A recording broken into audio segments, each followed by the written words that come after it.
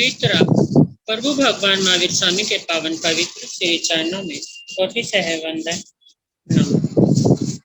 वर्तमान आचार्य सम्राट पूज्य गुरुदेव श्री श्री मुनि जी महाराज साहब के चरणों में अनंत अनंत वंदन नमः।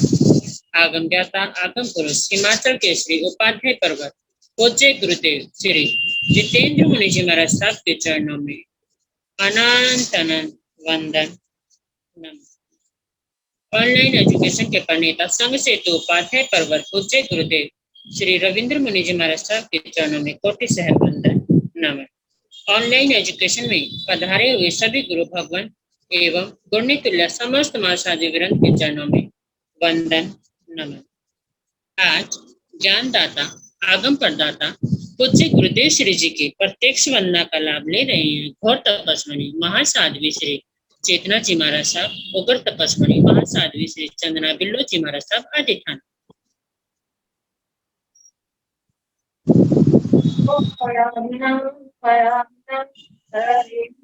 वंदामि नमस्कामि सत्कार्यामि सम्मानामि कल्याणं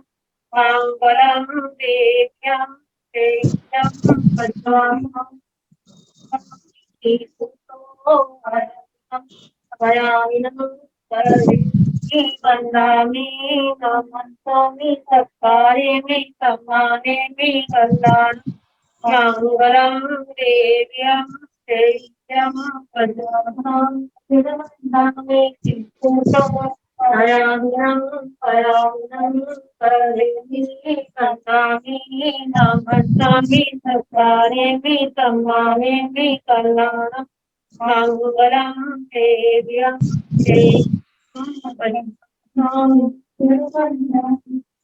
शोक साता जी कृपया गुरुदेव आपको है सबको।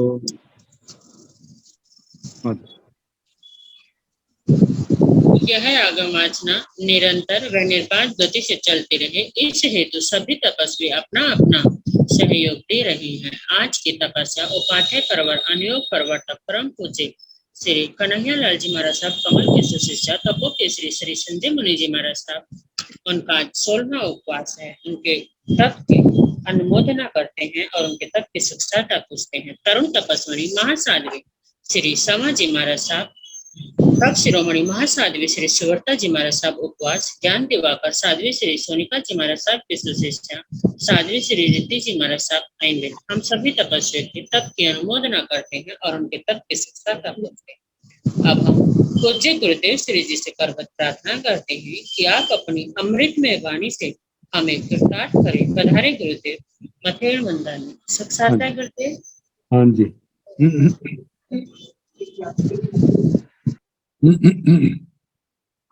नमो अरिहंताण नमो सिद्धाण नमो आयर्याण नमो ओवधायाण नमो लोये साहुण एसो पंच नमो पारो सब पाव प्रणासनो मंगलानंद संदेशी पड़ मन होय।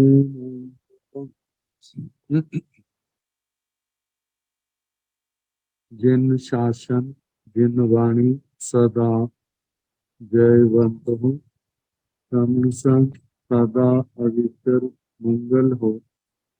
मुक्ति को प्राप्त श्रमण भगवान महावीर स्वामी, उनकी परम पावन कल्याणी भागवती वाणी वाचक प्रमुख श्री इंद्र भूति गौतम आदि गंधर्व भगवान युग प्रधानाचार्य परम पूज्य श्री सुधर्मा स्वामी जी महाराज, उनकी परम पावन पाठ परंपरा वर्तमान आचार्य ध्यान योगी परम पूज्य श्री शिव मुनि जी महाराज एवं गुरुजन सबके पावन चरण श्रद्धा में मेरा अनंत अनंत वार वंदना नमस्कार।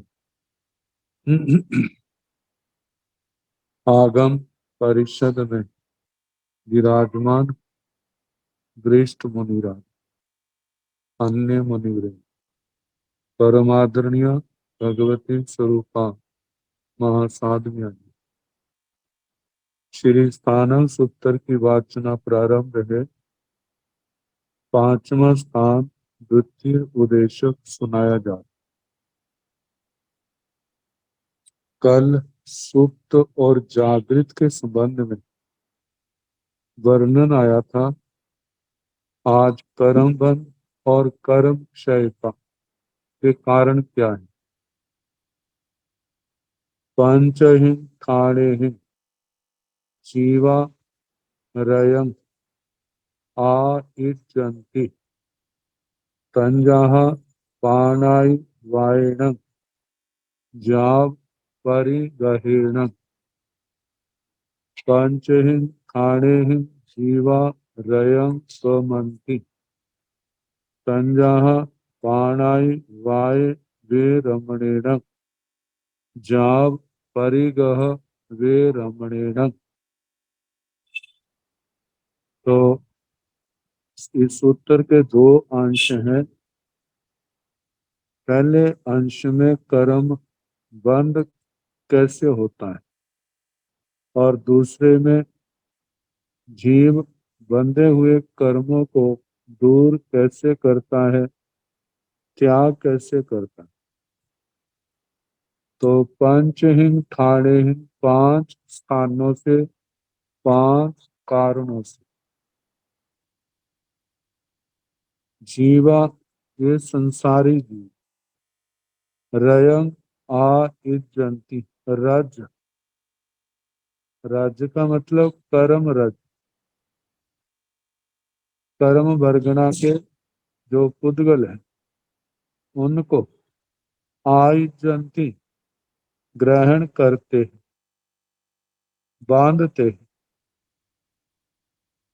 तंजाह जैसे कि वे कारण कौन कौन से हैं। पाणाई वायेन, जाव से बीच में तीन शब्द आते। मूसा वायेन, अदन्नादानेन, मेहुनेन, परिगहेण। पाणाई वायेन प्राणातिपात से जीवों के प्राणों का नाश कर, इनसे कर्म बंद होता है। और कर्म बंद का परिणाम आखिर दुख है, क्लेश है। मूसा वायेन जैसे प्राणातिपात से कर्म बंधते हैं, इसी प्रकार मृषावाद से भी कर्मों का बंध होता है। अदिन्नादानेन, अदत्ता दान, अदत्त और आदान। दत्ता दान, दत्त दिया हुआ, जो है नहीं अर्थ में, और आदान ग्रहण करना। जो वस्तु हमारे अधिकार की नहीं है, हमारी निष्ठा की नहीं है, उसको बिना आज्ञा के दूसरे ने दिया नहीं, उसको ग्रहण करना वह अदत्ता दान। तो साधु जीवन में तिनके से लेकर के भी बड़ी से बड़ी चीज जो ग्रहण करनी है उसको आज्ञा से ही ग्रहण करने का भगवान का संदेश, आदेश। लेकिन जब वस्तु को बिना आज्ञा से लेते हैं तो वहां पर अदत्ता दान का दोष है। तो जैसा जैसा अदत्ता दान का रूप है उसी के अनुसार कर्म का बंध भी। व्यवहार में छोटी वस्तु का आदान है अदत्ता दान, तो छोटा है, बड़ा है तो बड़ा है। लेकिन निश्चय दृष्टि से इनके प्रति हमारी आसक्ति और यत्ना जितनी ज्यादा होगी उतना कर्म का बंध भी ज्यादा होगा। तो तीसरा दत्ता दान, चौथा मेहुणेन मैथुन कुशील, जो चौथा कारण कर्म बंध का अब्रह्मचर्य। और पांचवा है परिगहेण, परिग्रह। परिग्रह, भौतिक पदार्थों का संग्रह करना,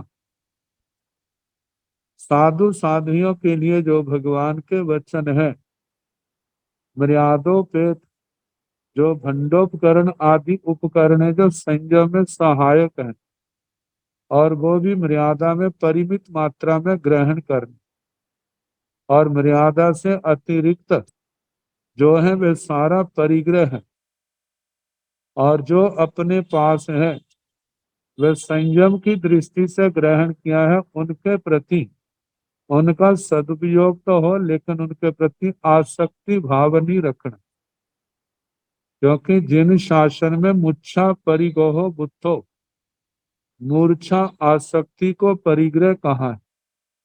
जितनी आसक्ति ज्यादा होगी उतना ही परिग्रह ज्यादा होगा। तो बताया है ये 5 कारण प्राणातिपात, मृषावाद, अदत्तादान, मैथुन, परिग्रह, ये 5 कर्मबंध के कारण है, इनका सेवन। अब आगे बताया है पंचहिन ठाणे जीवा रयम बमंती, पंचहिन ठाणे 5 कारणों से जीवा जीव रयम बमंती, राज्य कर्म राज्य का कर्म पुद्गलों का जो आत्मा के साथ बंधे हुए हैं उनका बमंती, बमन करते हैं। जहां बमन का अर्थ जो है, जैसे बमन में मीटिंग में जो ग्रहण किया हुआ है वो शरीर से बाहर निकल जाता है मुख के द्वारा। इसी प्रकार जो कर्म बांधे हैं वो आत्मा से पृथक हो जाते हैं, जिनको शास्त्रीय भाषा में निर्जरा कहा जाता है। तो इन 5 कारणों का सेवन करने से जीव जो है कर्म रज का त्याग करते हैं, उसकी निर्जरा करते हैं।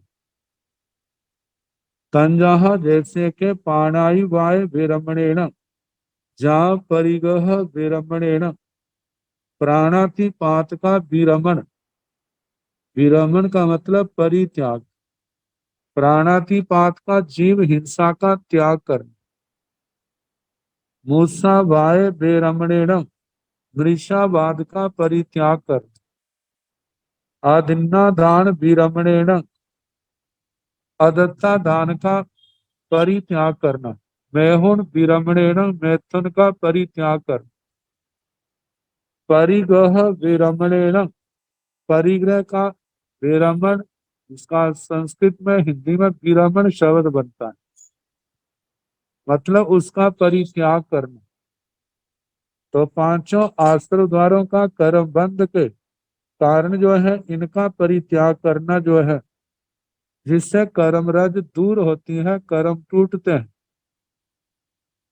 जहाँ संबर होता है उसके साथ निर्जरा भी होती है, क्योंकि इनका पालन करने के लिए जीव को हर समय यत्न रखनी पड़ती है, और वो यत्न हर समय की हुई यत्ना भी जहाँ संबर का कारण बनती है वहां निर्जरा का भी कारण बनती है। तो प्रश्न व्याकरण के संबर द्वार में और आश्रम द्वार में इन 5 प्राणातिपात 5 का वर्णन किया है, और संबर द्वार में 5 भावनाओं के साथ बड़े विस्तार के साथ इन संबर द्वारों का भी वर्णन किया है। और वहां पर कहा है कि ये साक्षात भगवान का रूप है, जो व्रत है अहिंसा आदि, प्राणातिपात विरमण, मृषावाद विरमण, अदत्ता दान विरमण, मैथुन विरमण, परिग्रह विरमण। आज तक जितने भी जीव संसार को पार करके गए हैं तो इन्हीं का पालन करके गए। जो इनका पालन नहीं करते तो उनका संसार से छुटकारा भी संभव नहीं है। तो इस प्रकार यहाँ पर इस उत्तर में कर्म बंध और कर्म क्षय के कारणों का वर्णन किया।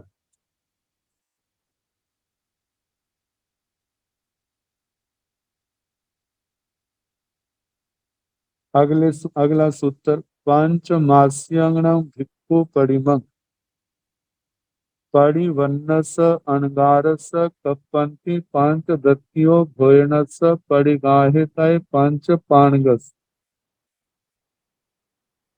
जहाँ पर पंचमासी की भिक्षु प्रतिमा का वर्णन किया जा रहा है। ये 12 प्रकार की जो भिक्षु प्रतिमाएं हैं, दशा शतस्कंध की 7वीं दशा में बड़े विस्तार के साथ वर्णन किया था। तो उनमें जो पंचमासी की भिक्षु प्रतिमा है,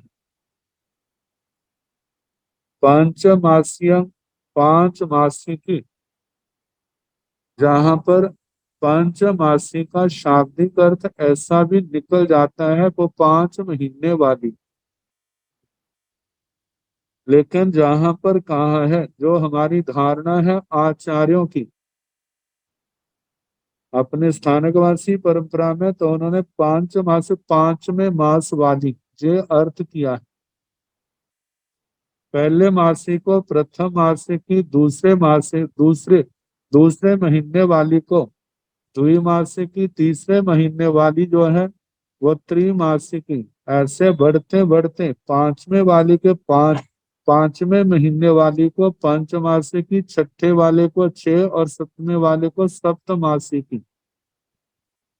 तो आगे जो है 8वीं 9वीं 10वीं जो है एक एक सप्ताह की है, और 11वीं जो है बेला करके की जाती है, 12वीं तेले में की जाती है। तो ऐसे इन सब के करने में 8 महीने का समय लगता है। तो पंचमासियाणाम भिक्षु परिमा परिवन्नस, पंचमासी की भिक्षु प्रतिमा को स्वीकार करने वाले अणगारस, अणगार के कपंथी कल्पते हैं, ग्रहण करना कल्पते हैं।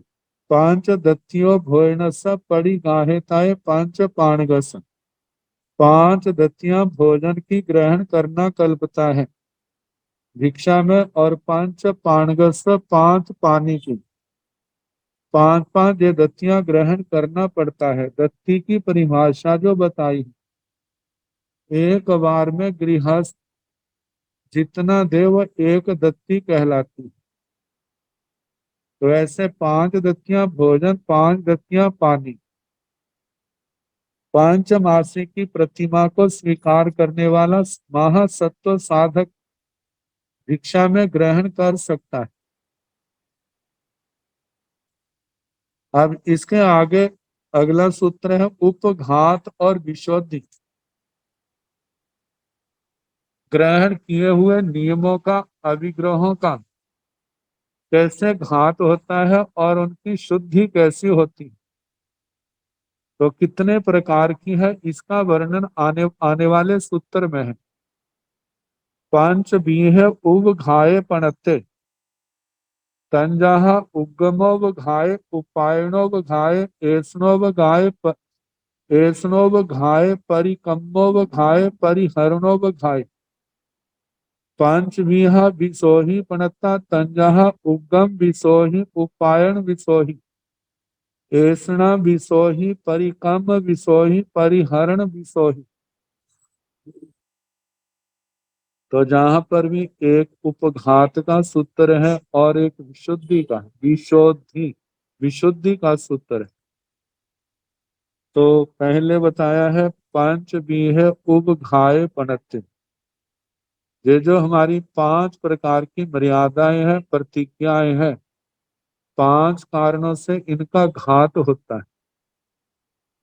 घात को उपघात कहा है, मतलब अपने व्रतों में अशुद्धि आती है, अपने व्रत जो ग्रहण किए हुए हैं उनमें मलिनता आती है, और ये प्रमाद कर्म बंध का कारण है। तो ये पहले 5 प्रकार का उपघात कहा है, जैसे तंजहा, जैसे कि उगमोपघाय, उद्गम उपघात, जो भिक्षाचरी के 16 उद्गमन के दोष हैं। भिक्षावृत्ति भी करते हुए उनमें से किसी भी प्रकार के 16 उद्गमन दोषों में से कोई भी दोष लगता है तो ये उद्गम का उपघात है, क्योंकि सदोष आहार दिया गया है वह कर्म बंध का कारण होगा। तो पहला उद्गम उपघात, जो 16 प्रकार के दोष हैं, उनका सेवन करने से उद्गम का उपघात होता है। ऐसे उपायनोवघाय उत्पादन उपघात, 16 जो भिक्षाचरी के उत्पादन के दोष हैं, तो उनका सेवन करने से उत्पादन में मतलब भिक्षा वृत्ति में दोष लगता है। कर्म बंध का कारण है तो 16 प्रकार से उत्पादन का उपघात। ऐष्णोपघाय ऐष्णोपघात, 10 प्रकार के ऐष्णा के दोष हैं, उनका सेवन करने से ऐष्णा में उपघात अशुद्धि आती है। परिकम्मोपघाय, परिकरम उपघात, परिकरम जो अपने बस्तर पात्र आदि है, जो स्थान है, उनका परिकरम करना। तो परिकरम के संबंध में कहा कि सजाना, जो अपना समय स्वाध्याय आदि धर्म क्रियाओं में जाना है, उसको सजाने में लगा देना। तो इससे जो है परिकरम का दोष उसमें मतलब के अशुद्धि आती है। और 5वां है परिहरणोपघाय परिहरण उपघात, जो साधु जीवन में कल्पनीय नहीं है, अकल्पनीय वस्तु का अकल्पनीय बात का परित्याग का भगवान ने संदेश दिया है। तो जो कल्पनीय नहीं है, जो परिहार छोड़ने योग्य है, उसका सेवन करना। तो उसके सेवन से जो दोष लगता है तो वो अपरिहरणोपघात है।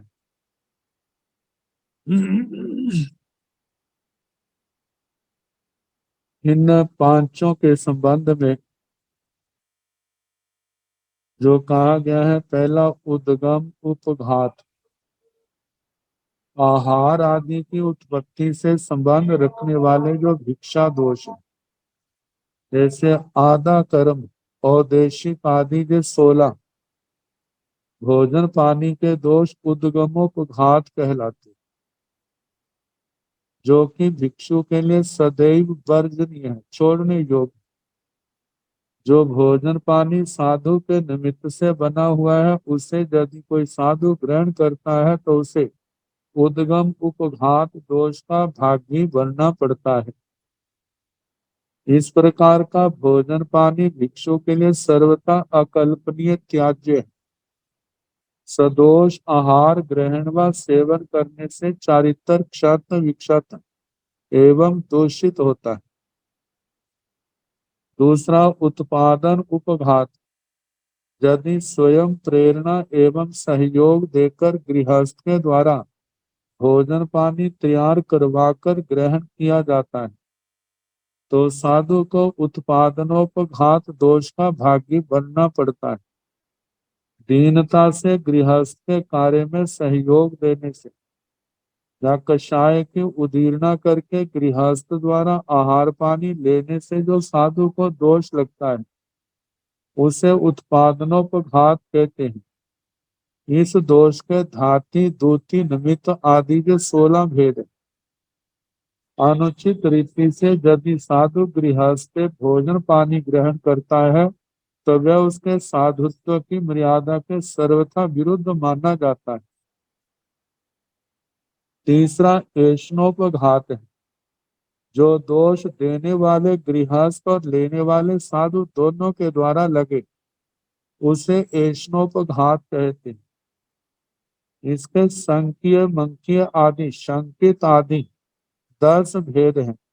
उनमें से किसी एक दोष के सेवन करने से साधुता में मतलब के साधुता दूषित होती, चाहे वो दो छोटे छोटे क्यों ना हो। यदि साधक इनका ध्यान नहीं रखता है तो एक दिन वही विकराल रूप धारण कर लेते। तो इन दोषों के संबंध में कहा जाता है कि पहले तो इनसे बचाव हो, मानो किसी कारण से लगे हैं तो आलोचना प्रायश्चित के द्वारा उनका शुद्धिकरण कर लिया जाए। चौथा परिकर्मोपघात, विधि विधान की उपेक्षा करके बस्तर पात्र आदि को संवारना, उनका से छेदन करना, सीवन आदि क्रिया करना परिक्रम है, जिससे उसकी सुंदरता आकर्षण बढ़े। और इससे लगने वाला दोष परिकर्मोपघात कहलाता है। विभूषा के निमित्त किसी भी वस्त्र को छोटे से बड़ा बनाना और बड़े से छोटा बनाना, सोना 3 सीवन से अधिक सीना, 3 थिगलों से अधिक सीना, तार कशी करना, कसीदा निकालना, कढ़ाई करना इत्यादि रूपों में वस्त्र परिक्रम उपघात कहा जाता है। इसी प्रकार विभूषा के निमित्त पात्रों को सुसज्जित करना पात्र परिक्रमोपघात है। इनका विस्तृत वर्णन आचार्य सूत्र के वस्त्रेषणा पात्रेषणा नामक अध्ययनों में विस्तार से कहा गया है। सदोष निर्दोष वस्त्र पात्र कौन कौन से हैं, कौन से कल्पनीय और कौन से अकल्पनीय है, इनका ज्ञान होने से ही दोषों से निवृत्ति की जा सकती है। निवास स्थान के विषय में भी परिक्रमोपघात उसे कहते हैं जो साधु के निमित्त से किसी स्थान को चुनने से लिपा गया, डांस मच्छरों से विनाश के लिए वहां कोई कीटाणु नाशक द्रव्य छिड़का गया हो, धूप से सुगंधित किया हो, दीपक या बिजली से प्रकाशमान किया हो, भूत आदि के लिए बलि दी गई, गोबर से लिपा गया हो, जल का छिड़काव किया गया। इस प्रकार से संवारे हुए मकान में ठहरना परिक्रमोपघात है। इस प्रकार का निवास स्थान अकल्पनीय होने से परिवर्जित। आगे 5वां परिहरणोपघात, जो उपदि साधना के उपकरण साधु के लिए अकल्पनीय है उनको ग्रहण करना। जैसे जो व्यक्ति साधु भेष छोड़कर चला गया, उसके यदि वस्त्र पात्र पड़े हो या साधु बिना आज्ञा के विचरता रहा, जिसका जीवन प्रतीतिकारी ना रहा हो, कारणवश यदि वह मृत्यु को प्राप्त हो जाए तो उसके जो भी वस्त्र पात्र हो उन्हें ग्रहण करना परिहरणोपघात दोष है। अप्रतीतिकारी एकाकी साधु जिस मकान में ठहरा हुआ था, उसके बाद विहार कर जाए और तत्काल ही वहां संयमी साधु पहुंच जाए, तो उसके लिए उस मकान में ठहरना उचित नहीं कहा गया। चतुर्मास के पश्चात 2 चतुर्मास अन्यतर स्थान में बिना ही व्यतीत किए, अकारण बिना किसी कारण के, कोई कारण नहीं फिर भी उस स्थान पर, मतलब चौमासे के बाद चौमासा जा एक चौमासा छोड़ करके फिर तीसरा चौमासा कर लेना, तो कहा जाता है कि जहाँ करना कम से कम 2 चौमासे का विरह अंतराल तो जरूर होना चाहिए। अकारण उसी स्थान में चतुर्मास करने से कालातिक्रांत क्रिया लगती, यह दोष भी इसी के अंतर्गत है। बिना विधि के भोजन पानी का ग्रहण करना, उसका उपभोग करना, अविधि से परिस्थापन करना, ये सब परिहरणोपघात इस दोष में ग्रहण किए गए। तो जैसे उपघातों का वर्णन है, इसी प्रकार विसोहि विशुद्धि का वर्णन है, मतलब उन दोषों का हम सेवन नहीं करते, तो वो ही चीजें जो है विशुद्धि के नाम से कही जाएंगी। पंचमीह विसोहि प्रणता, 5 प्रकार की विशुद्धि कही है। तंजहा जैसे के उगम विसोहि, उपायन विसोहि, ऐसना विसोहि, परिकम विसोहि, परिहरण विसोहि। पांच बीहा विसोहि प्रणता, 5 प्रकार की विशुद्धि कही। तंजहा जैसे के उद्गम विसोहि, उद्गम विशुद्धि, उद्गम विशुद्धि, उद्गमन के जो 16 दोष हैं उनमें से किसी भी दोष का सेवन नहीं करना, तो वह उद्गम विशुद्धि है। उपायन विसोहि, उत्पादन विशुद्धि, उत्पादन के जो 16 दोष हैं उनका परिहार करना, वह उत्पादन विशुद्धि है। ऐसना विसोहि, ऐसना विशुद्धि, मतलब ऐसना के जो 10 दोष हैं उनको टालना, उनको दूर करना, परिकम विषोही परिकर्म की विशुद्धि, तो परिकर्म के कारण से लगने वाले दोषों का परित्याग करना।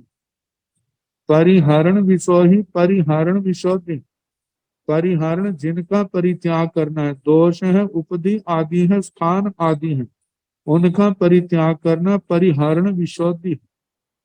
तो इस प्रकार उद्गम पांच प्रकार का उपघात और पांच प्रकार की विशुद्धि है, जिसका संबंध चारित्र से है। उपघात का सेवन करेंगे तो चारित्र दूषित होगा, उपघात का परित्याग करेंगे तो चारित्र निर्मल होगा। इस प्रकार के पांच पांच कारण बताए हैं। अब इसके आगे दुर्लभ बुद्धि के पांच कारण और सुलभ बुद्धि के भी पांच कारण। पंचहीन ठाणेहीन जीवा दुर्लभ बोहियताय कम्मं पकरेन्ति तंजाहा अरहंतान अवन्नं वयमाणे अरहंत पनतस धम्मस अवन्नं वयमाणे आर्य उपजायान अवन्नं वयमाणे चाउ वन्नस संगस अवन्नं वयमाणे विक तव बम चेराण देवाण अवन्नं वयमाणे पंचहिं ठाणेहिं जीवा सुलभ बोहियताय कम्मं पगरन्ति तंजाह अरहंताण वन्नं वयमाणे जाव विक तव बम चेराण देवाण वन्नं वयमाणे। पंचहीन ठाणेहीन पांच कारणों से जीवा जीव दुर्लभ बोहियताय कम्मं पकरेन्ति दुर्लभ बोधि पने के कर्म बांधते हैं, कर्मों का उपार्जन करते हैं। ये पांच क्रियाओं के करने से आत्मा दुर्लभ बुद्धि बनता है। दुर्लभ बुद्धि का मतलब उसको ये मोक्ष मार्ग आसानी से समझ नहीं आएगा। दुर्लभ बुद्धि के इतना प्रयास करें फिर भी उसको इस धर्म की प्राप्ति नहीं हो। जैसे दशा स्कंद की 10वीं दशा में आयती स्थानों का निदान स्थानों का वर्णन आया था। तो पहले जो स्थान है उनमें जो कहा था कि धर्म की श्रद्धा तो दूर की बात है, उनको धर्म सुनने का भी अवसर नहीं मिलता, इतनी मोह की दलदल में फंस जाते हैं।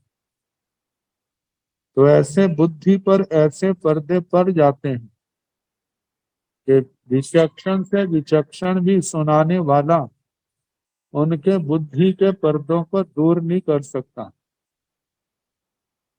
और ये सारा का सारा कारण क्या है? दुर्लभ बुद्धि पने के कारणों का। और सुलभ बुद्धि जो आत्माएं हैं, सहज ही किसी ने सामान्य सी बात कही है, उसी से ही प्रेरणा लेकर के वे पाप के भोग के मार्ग को छोड़ करके संयम के मार्ग में आ जाते हैं। जैसे देखते हैं कोई जीव तो ऐसा होता है, एक ही उपदेश सुन करके धर्म बोध पा करके 18 पापों का त्याग करके साधु जीवन साध्वी जीवन को स्वीकार कर लेते हैं। और कितने जीव ऐसे हैं सारी आयु भर भी सुनते रहे, फिर भी उनके मन में धर्म करने की भावना नहीं आती।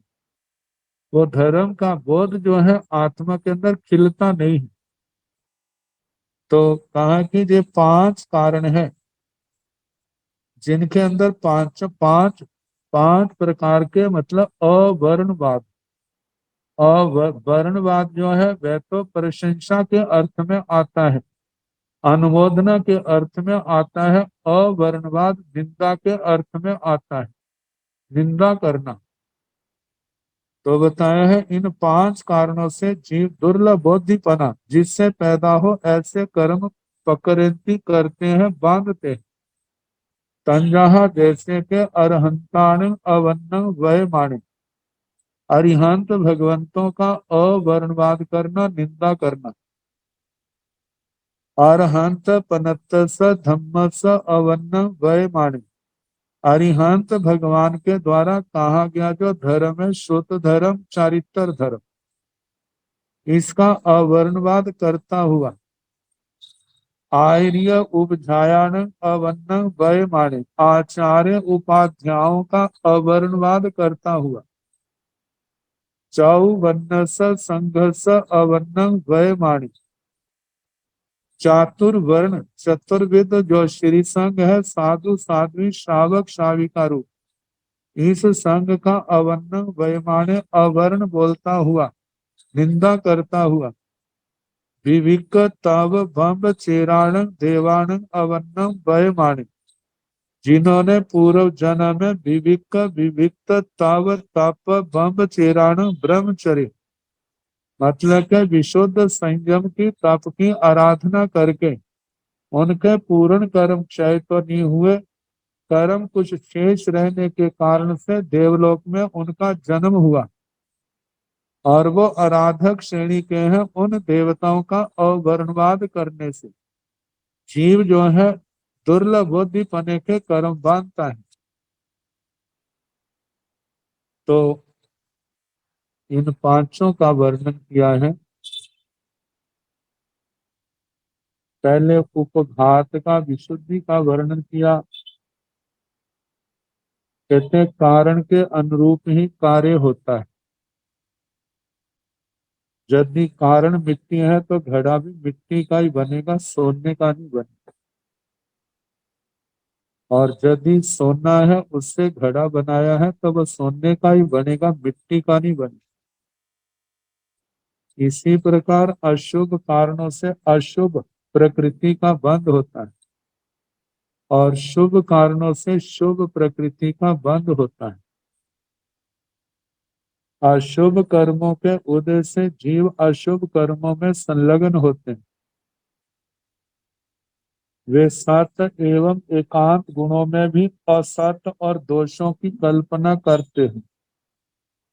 उनका दृष्टिकोण प्रत्येक दृष्टि से अशुभ हो जाता है और उसका कारण उसके उनके द्वारा किए गए अशुभ कर्म होते हैं। जिन कारणों से जिन धर्म का मिलना दुष्प्राप्य हो जाए उसे दुर्लभ बोधित्व कहा जाता, दुर्लभ बोधिपना। जिन कारणों से जीव दुर्लभ बुद्धि के योग्य कर्मों का उपार्जन करते हैं वो पांच हैं। वैसे महामोनि कर्म के बंध के कारण जिनका वर्णन दशा शुद्ध स्कंद की 9वीं दशा के अंदर बड़े विस्तार से बताया था।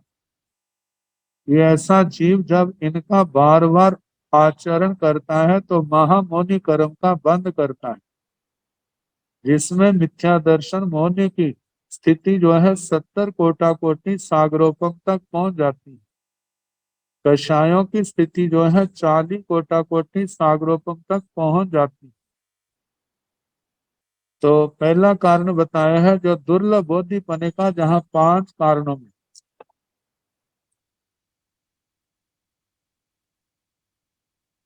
अरहंतान अवन्न वय माने। अरिहंत भगवंतों की निंदा करने से जीव दुर्लभ बुद्धि के योग्य कर्मों का उपार्जन करते हैं। जहाँ अवर्ण का अवन्नम, अवर्ण का संस्कृत हिंदी का शब्द बनता है अवन्नम, अवर्ण। जहाँ अवर्ण का मतलब है निंदा, परिवाद, पर परिवाद। तो अरिहंतों के अस्तित्व से इनकार करना, अरिहंत भगवान नहीं होते ऐसा बोलना, सर्वथा निर्दोष होते हुए भी उनमें दोष देखना। जैसे कि जब अरिहंतों को गर्भ में ही 3 ज्ञान होते हैं तब वे संसार में क्यों रहते हैं, राज्य क्यों करते हैं, कितना आरंभ स्मरण वहां होता है, तथा वे सर्वज्ञ सर्वदर्शी कैसे माने जा सकते हैं। शंकाशील हृदय में उठने वाली इस प्रकार की शंकाएं निंदा ही है। एक तो होता है ना कि जे कैसे है जानने की भावना रखना, और एक कुतर्क की दृष्टि से जे कैसे हो सकता है, ऐसा हो ही नहीं सकता। ऐसी जो धारणा है, ऐसी जो शंकाएं करना है, वह जो है उसको कहा है कि वह निंदा का ही रूप है। ये सब निंदाएं अशुभ कर्मों के बंध का कारण बन जाती है। दूसरा, अरहंत पनत्त स धम्म स अवन्नं वय माणे। अरहंत पनत्त स अरिहंत भगवान के द्वारा जो प्रज्ञाप्त धर्म है, उसका अवर्णवाद करने वाला। अरिहंत भाषिक धर्म का अवर्णवाद करने से भी जीव दुर्लभ बुद्धि बनता है। केवली भाषिक धर्म दो तरह का है, श्रुत धर्म और चारित्र धर्म। उनमें जो श्रुत धर्म है वह आप्त प्रणीत नहीं है। श्रुत धर्म को आगमों को कहना जो आप्त प्रणीत अरिहंतों के द्वारा नहीं कहा गया, उसमें दोष निकालना। श्रुत साहित्य अर्धमागधी भाषा में होने से प्रमाणित नहीं माना जा सकता, इत्यादि रूपों में निंदा करना।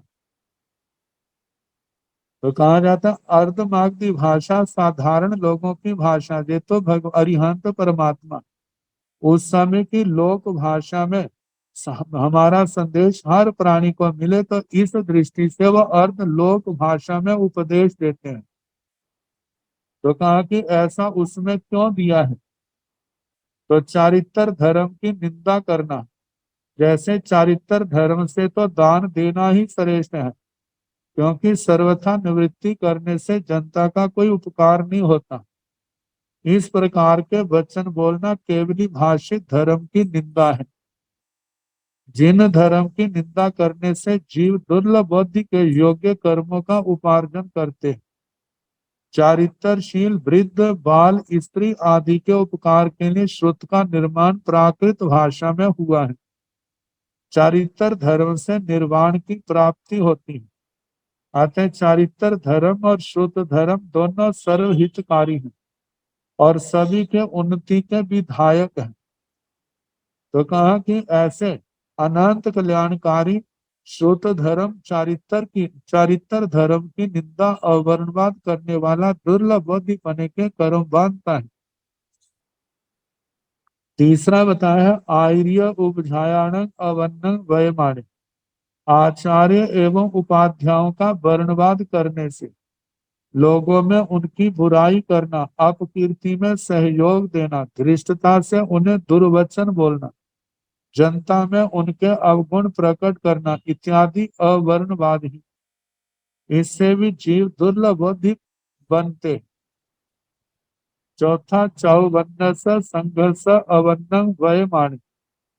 चातुर्वर्ण, चातुर्वर्ण ये चतुर्विध संघ, जहाँ पर वर्ण का अर्थ रंग नहीं प्रकार है। तो चार प्रकार का श्रमण श्रमणी श्रावक श्राविका रूप चार अंगों वाला जो हमारा जो श्री संघ है, इसकी निंदा करने पर बुद्धि अर्थात ज्ञान की प्राप्ति दुर्लभ हो जाती। संघ को भगवान का रूप कहा गया है, अतः संघ की निंदा भगवान की ही निंदा है। निंदा संबंध का विच्छेद करने वाली है, मतलब भगवान की वाणी के साथ जो संबंध है, भगवान के प्रति संबंध है, उसका विच्छेद करने वाली यह निषेधात्मक वृत्ति है, विधायिका वृत्ति नहीं। अतः जो ज्ञान के महास्रोत भगवान से संबंध का विच्छेद करके साधक को आत्मा के तत्व के ज्ञान से दूर करती है। तो इस दशा में बुद्धि ज्ञान की प्राप्ति दुर्लभ हो जाना स्वाभाविक है। मतलब चतुर्विध संघ का भी अवर्णवाद करने वाले दुर्लभ बुद्धि बने बनते हैं। तो पांचवा है विविक तावत बम्ब चेराण देवाण अवन्न वयमाण। जिन महासाधकों ने पूर्व जन्मों में संयम तप एवं ब्रह्मचर्य की आराधना की और उन्हें आराधना के बल पर देवगति को उन्होंने प्राप्त किया है, ऐसे साधना समृद्धि संपन्न देवों की निंदा करना, सम्यक दृष्टि देवों की सत्ता को न मानना भी दुर्लभ बुद्धि दुर्लभ बुद्धि पने का कारण है। इससे जीव के लिए जन्म जन्मांतरों तक जिन धर्म का मिलना दुष्प्राप्य हो जाता। अतः देव निंदा से भी जीव दर्शन मोनि कर्म का बंद करता है। और जिस समय जे दर्शन मोनि मिथ्या दर्शन मोनि दुर्लभ बुद्धि पने के कर्म उदय में आएंगे तो क्या होगा, जीव धर्म से दूर हो जाए। आचरण तो दूर, उसको श्रद्धा भी प्राप्त नहीं हो। तो जैसे ये 5 दुर्लभ बुद्धि पने के कारण बताए हैं, ऐसे ही 5 सुलभ बुद्धि पने के कारण। तो दुर्लभ बुद्धि में सारे शब्द आगे हैं, केवल अवन्नम का जहां प्रयोग है उसके स्थान पर अ हटा देना, वन्न कर। और दुर्लभ बुद्धि के स्थान पर सुलह वही यत्ताय कम्मम पकड़ती, जो इतना अंतर है, बाकी वही पाठ है। जो जाव से जहां पर कर दिया है, पांचही ठाणे ही जीवा सुलभ वही यत्ताय कम्मम पकड़ती। 5 कारणों से जीव सुलभ बुद्धि पने के कर्म बांधते। संग्रह जैसे के अरहंताण बन्नम वय माने, अरिहंत भगवंतों का वर्णवाद करना, गुणगान करना। देखा जाए जितने स्तवन आजकल चलते हैं वो सारा उनके उनके पीछे उनकी यही भावना है कि हमारी आत्मा का दुर्लभ बुद्धिपना टूट जाए और हमारे अंदर सुलभ बुद्धिपने के संस्कार पैदा हो। क्योंकि इनकी निंदा करके आत्मा ने दुर्लभ बुद्धिपने के कर्म बांधे। जब आत्मा को समझ आ जाती है तो निंदा के स्थान पर इनका स्तवन करता है, स्तुति करता है, वंदना नमस्कार करता है, गुणगान करता है और भावना भाता है कि आपका मार्ग हमें प्राप्त हो। हम इस मार्ग पर चल करके जन्म जन्म से बांधे हुए कर्मों को हम काटें। हम इस 24 दंडकों के संसार परिभ्रमण से सदा के लिए मुक्त हो जाए। तो पहला कारण जो है, तो कहा है कि ये 5 कारण जो है सुलभ बुद्धि पने के कहे हैं। सुलभ बुद्धि पने के कर्मों का उपार्जन होता है। तंजहा जैसे अरिहंत अरहंताण वन्न वय माने, अरिहंत भगवंतों का वर्णवाद गुणगान करना, उनको नमस्कार करना, उनको वंदना करना, उनको उनके गुणों का वर्णन करना। जाव शब्द से अरहंत पनतस धम्मस बन्नं वय माने, अरिहंत भगवंतों के द्वारा कहे गए धर्म का, शुद्ध धर्म चरित्र धर्म का वर्णवाद करना, गुणगान करना। आगे तीसरा है आर्य उपझायानं वन्नं वय माने, आचार्य उपाध्यायों का गुणगान करना। चौवन्नस संगस वन्नं वय माने, चातुर्वर्ण चतुर्विध संघ का वर्णवाद करना, गुणगान करना।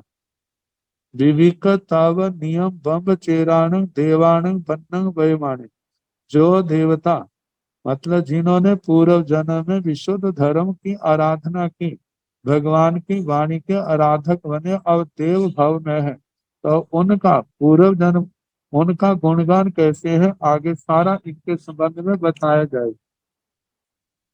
तो सुलभ बोधिता के जो 4 कारण है उनके संबंध में कहा कि जिन जीवों को जिन धर्म की प्राप्ति इस जन्म में या जन्म अंतर में सुलभ हो जाए, उन्हें सुलभ बुद्धि कहा जाता है। मतलब जिनको धर्म की प्राप्ति बड़ी आसानी से हो जाए। जैसे हम शास्त्रों में सुनते हैं कि एक उपदेश सुना और वो क्या हो गए, जागृत हो गए और धर्म के मार्ग पर चल करके उन्होंने धर्म आराधना करके कर्म क्षय करके सिद्ध गति को भी प्राप्त कर ली। ये मानव जो सिद्ध गति को नहीं हुए तो विमानिक देवलोकों में बड़ा अच्छा स्थान प्राप्त किए और उसके बाद मनुष्य जन्म लेकर संसार को तर जाए। तो कहते हैं वो सुलभ बोधिता के भी 5 कारण है। जैसे अरिहंत भगवान की स्तुति करने से, उनके चरणों में श्रद्धा भक्ति रखने से जीव सुलभ बुद्धि बनता है। स्तुति वह विधायी का महाशक्ति है जिसका अर्थ है कि महिमा का, उनके गुणों का वर्णन करना, उनके गुणों को अपनी जुबान से हृदय से गाना। तो जहां पर आचार्यों ने उनका मार्गदर्शन करने के लिए जो गाथाएं हैं वो दी हैं। जिय राग दोष मोहा सवन्नु तियस नाह कय पुया आचंत सच वयना सेव गाई गमना जयंती जीना। जयंती जीना ऐसे जिनेश्वर भगवान, ऐसे जिनेन्द्र भगवान, चिन्ह भगवान, रागदेश को जीतने वाले। जयंती तीयस नाह कय प्रिया, तीयस नाह त्रिदश नाथ, देवों के नाथ, देवों के स्वामी, इंद्र महाराज आदि के द्वारा जिनकी कय पूया मतलब जिनकी महिमा गाई गई है।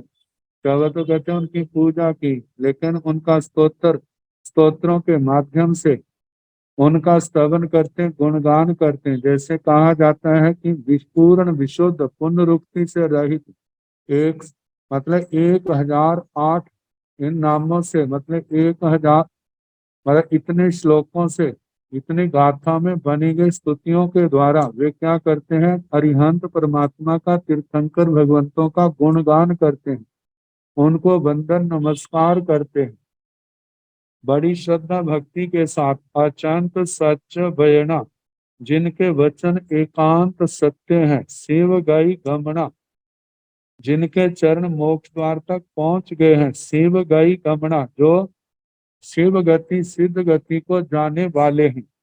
और जयंती जीना ऐसे जिनेन्द्र भगवान सदा जयवंत हो, ऐसे जिनेन्द्र भगवंतों की, अरिहंत भगवंतों की सदा जय हो, विजय हो। इस प्रकार अरिहंत भगवंतों की स्तुति करने से जीव जो है सुलभ बुद्धि बनता है। अब अरिहंत प्रज्ञात धर्म की स्तुति के संबंध में कहा है, बत्थु पयासन सूरो आई से रैनान सायरो जयाई सब जय जीव बंधुर बंधु दुवि हो भी जीर्ण धम्मो। कहा जाता है दुवि हो भी जीर्ण धम्मो, दोनों प्रकार का जो जीर्ण धर्म है मतलब श्रोत धर्म और चारित्र धर्म। तो श्रोत धर्म कैसा है, बत्थु पयासन सूर्य वस्तुओं को प्रकाशित करने के लिए, संसार के तत्वों का पदार्थों का वर्णन करने के लिए वो जो सूर्य के समान है। आईसय रेणान सायरो अतिशय चारित्र के रत्नों का जो महासमुद्र है। जयाई जय जयति जयवंत हो सर्वोत्कृष्ट है, सब जय जीव बंधुर बंधु, सब जय सारे संसार के जीवों के बंधुर मतलब सर्वोत्तम बंधु है। ऐसा दुभी हो भी जीर्ण धम्मो, दोनों प्रकार का जीर्ण धर्म सदा सदा जयवंत हो। देखा जाए तो आत्मा की विशुद्धि करने वाला, आत्मा को संसार से तरने का रास्ता मार्ग दिखाने वाला और कर्मों के बंधनों को काटने वाला कौन है? तो जब अरिहंत परमात्मा के द्वारा बताया गया जो श्रोत धर्म और चारित्र धर्म ही है। जैसे रोगी को दूर करने के लिए औषधि होती है, इसी प्रकार आत्मा के जन्म जन्म के कर्मों के रोगों को मिटाने वाला जो जिन धर्म है। इस प्रकार धर्म का गुणगान करना, वर्णवाद करना, महिमा गाना। और तीसरा है आचार्य उपाध्याय से संबंधित स्तुति। तेसिंग नमो भावेन पुणोवि तेसिंग चैव नमो अणुव काय पर हिय रया जे नानक देंती भब्बाणं। कहा तेसिंग नमो भावेन, भाव से, अंतःकरण से, मन से उनको बार बार नमस्कार करो, उनको बार बार नमस्कार है, बार बार नमस्कार है। पूर्णो भी तेसिंग चैव नमो, बार बार भाव से उनको नमस्कार है। अणुव कय पर हिय रया, कहा बिना किसी स्वार्थ के, बिना किसी तृष्णा के जो अपने चरणों में आने वाले जीवों के लिए पर हिय रया, पर हित निरत, दूसरों का भला करने के लिए जो सदा निरत रहते हैं। जे नानक देंती भब्बाण, जो भव्य जीवों को ज्ञान देते हैं। ऐसे आचार्य भगवान, उपाध्याय भगवान सदा जयवंत हो, उनको नमस्कार हो। और चौथा जो है चतुर्विध संघ की स्तुति जो है, एयम्मी पूयम्मी नत्थि तयंग जंग न पूयंग होई भोगने भी पूय नीचो न गुणी संघाव जंग अन्नो। कहा जाता है एयम्मी पूयम्मी, इस चतुर्विध संघ की पूजा करने पर, मतलब इस चतुर्विध संघ का गुणगान करने पर, वर्णवाद करने पर, संसार में कोई और चीज नहीं है जो पूजित ना हो, जिसका गुणगान ना हो जाए। क्योंकि ये चतुर्विध संघ क्या है, भुगने भी पूजनीय, जो सारे लोक में पूजनीय है। न गुणी संघाव जंग अन्नो, इस संघ से बढ़ करके और कोई पूजनीय नहीं है। क्योंकि ये धर्म तीर्थ जो है, जब तक ये चलता रहेगा, इसकी शरण में आने वाले जीव जो है वो अपना धर्म आराधना करके इस संसार सागर को पार करते जाएंगे।